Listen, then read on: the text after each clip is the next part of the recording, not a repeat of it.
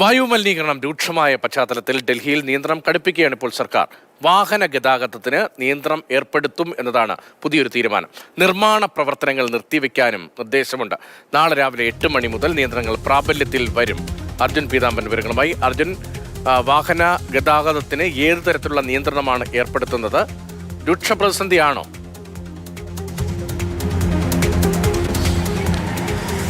രതീഷ്, രൂക്ഷമായിട്ടുള്ള പ്രതിസന്ധി തന്നെയാണ്. Severe plus എന്ന് പറഞ്ഞൊരു കാറ്റഗറി ഉണ്ട്. 450 മുകളിലേക്ക് വായു ഗുണനിലവാര തോത് പോകുന്നൊരവസ്ഥ പല ഇടങ്ങളിലും. ഏകദേശം 5-6 സ്റ്റേഷനുകളിൽ 450 മുകളിലാണ് ഈ വായു നിലവാര തോത് ഇന്ന് വൈകിട്ടോടുകൂടി രേഖപ്പെടുത്തിയിരിക്കുന്നത്. ഈ നിയന്ത്രണങ്ങളെന്ന് പറയുന്ന സമയത്ത് ഇലക്ട്രിക് വാഹനങ്ങളോ CNG വാഹനങ്ങളോ അല്ലാത്തവ അതിനെല്ലാം തന്നെ ഓഡ് ഈവൺ നമ്പറായിട്ടുള്ളൊരു നിയന്ത്രണങ്ങളിലേക്കാണ് നാളെ രാവിലെ 8 മണി മുതൽ പോകുന്നത്. മാത്രമല്ല, ആളുകൾ കൂടുതലായിട്ടും പൊതുഗതാഗതം തന്നെ ഉപയോഗിക്കണമെന്നുള്ളൊരു നിയന്ത്രണം കൂടിയുണ്ട്. വലിയ വാഹനങ്ങൾ, ഇപ്പോൾ ബസ്സോ ട്രക്കോ പോലുള്ള വാഹനങ്ങളൊക്കെ ആണെങ്കിൽ അത് ഡൽഹിയുടെ പുറത്തുനിന്ന്, ഇപ്പോൾ ഗുരുഗ്രാം വഴിയാണെങ്കിൽ ഹരിയാനയിൽ നിന്നും ഗുരുഗ്രാം വഴി, ഗാസിപ്പൂരിൽ നിന്നും ഈ ഉത്തർപ്രദേശ് വഴിയെല്ലാം തന്നെ ഡൽഹിക്ക് അകത്ത് പ്രവേശിക്കുന്നതിനടക്കം കർശനമായിട്ടുള്ള നിയന്ത്രണങ്ങളുണ്ടാകും. പ്രധാനമായിട്ടും ഈ ഡീസൽ വാഹനങ്ങൾക്കും പെട്രോൾ വാഹനങ്ങൾക്കും അത് BS6 എന്ന് പറയുന്ന എഞ്ചിൻ ലെവലുണ്ട്. അതിന് താഴോട്ട് വരികയാണെങ്കിൽ ഇലക്ട്രിക്കലോ അതല്ലെങ്കിൽ CNG അല്ലാതെയോ ഓടുന്ന വാഹനങ്ങൾക്കെല്ലാം തന്നെ ഈ ഒറ്റ ഇരട്ട നിയന്ത്രണങ്ങളാണ് പ്രധാനമായും ഏർപ്പെടുത്തുന്നത്. പരിഹരിക്കാനാകുമെന്ന് കരുതുന്നുണ്ടോ? ഇപ്പോൾ ഡൽഹിക്ക് പുറത്തുനിന്ന് വരുന്ന ആളുകൾ ആ വാഹനങ്ങൾ അകത്തേക്ക് പ്രവേശിപ്പിക്കില്ല എങ്കിൽ മെട്രോ സംവിധാനമടക്കം കൂടുതൽ സർവീസുകൾ ഏർപ്പെടുത്തുന്നുണ്ടോ? ആളുകൾ ഇതുമായി ഇതിന്റെ ഗൗരവം തിരിച്ചറിഞ്ഞ് സഹകരിക്കുന്നുണ്ടോ? നിരത്തിൽ അനാവശ്യമായി വാഹനം ഇറക്കാതെ അത് കാണുന്നുണ്ടോ അവിടെ?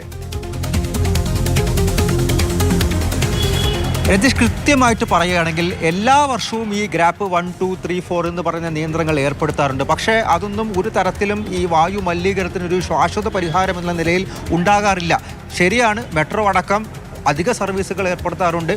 പൊതുഗതാഗതം, ബസ്സും എല്ലാം തന്നെ അധിക സർവീസുകൾ ഏർപ്പെടുത്താറുണ്ട്. പക്ഷേ അതെല്ലാം ഒരു താൽക്കാലിക ആശ്വാസമെന്ന് മാത്രമേ പറയാൻ സാധിക്കുള്ളൂ. ഇപ്പോൾ സ്കൂളുകൾ അടച്ചിട്ടാലും നിർമ്മാണ പ്രവർത്തനങ്ങളെല്ലാം തന്നെ നിർത്തിവെച്ചാലും ഈ കെട്ടിടങ്ങൾ പൊളിക്കുന്ന അടക്കം നിർത്തിവെച്ചാലും അതെല്ലാം ഒരു ശാശ്വത പരിഹാരത്തിലേക്ക് കാര്യങ്ങൾ കൊണ്ടുപോകുന്നില്ല. ഇപ്പോൾ ദീപാവലിയോടനുബന്ധിച്ച് ഈ പടക്കങ്ങൾ പൊട്ടിക്കുന്നതിന് വലിയ നിയന്ത്രണങ്ങൾ ഏർപ്പെടുത്തിയിരുന്നു. പക്ഷേ അതെല്ലാം കാറ്റിൽ പറത്തിക്കൊണ്ടാണ്. വലിയ തരത്തിൽ പടക്കങ്ങൾ പൊട്ടിക്കും. അതുപോലെ തന്നെ 500 മുകളിലേക്കൊരു രാത്രി കൊണ്ടടക്കം ഈ വായു ഗുണനിലവാര തോത് പോയിട്ടുള്ള അവസ്ഥകളുണ്ട്. പക്ഷേ രാത്രിയിൽ എത്തുന്ന കാറ്റ് മാത്രമാണ് ചെറിയ തോതിൽ പുക അകറ്റി ഡൽഹിക്കാർക്ക് ചെറിയൊരാശ്വാസം ചില ദിവസങ്ങളിൽ നൽകിയത്. പക്ഷേ ഇതൊന്നും തന്നെ ഒരു ശാശ്വത പരിഹാരമോ അല്ലെങ്കിൽ എങ്ങനെ ഈ പുക വരുന്നത്, വർഷാവർഷം നവംബർ ഡിസംബർ മാസങ്ങളിൽ ഈ ഡൽഹി നിവാസികൾ ഇങ്ങനെ ശ്വാസ സംബന്ധമായിട്ടുള്ള അസുഖങ്ങൾ വന്ന് ആശുപത്രിയിൽ അഡ്മിറ്റ് ആവുന്നു, വലിയ ബുദ്ധിമുട്ടുകൾ നേരിടുന്നു. അതിനൊന്നും തന്നെ ഒരു കൃത്യമായിട്ടുള്ള ഒരു പരിഹാരം കണ്ടെത്താൻ സർക്കാരിനെ കൊണ്ട്, അത് ഡൽഹി സർക്കാരിനെ കൊണ്ടായാലും അതല്ല കേന്ദ്ര സർക്കാരിനെ കൊണ്ടായാലും ഇതുവരെയും പറ്റിയിട്ടില്ല. ഇതുപോലെ ഓരോ നിയന്ത്രണങ്ങൾ ഏർപ്പെടുത്തും. പക്ഷെ അതുകൊണ്ടൊന്നും തന്നെ ഇങ്ങനെ കൃത്യമായിട്ടുള്ളൊരു പരിഹാരം കണ്ടെത്താനായിട്ട് സാധിച്ചിട്ടില്ല എന്നുള്ളത് തന്നെയാണ് പ്രധാനമായിട്ടും.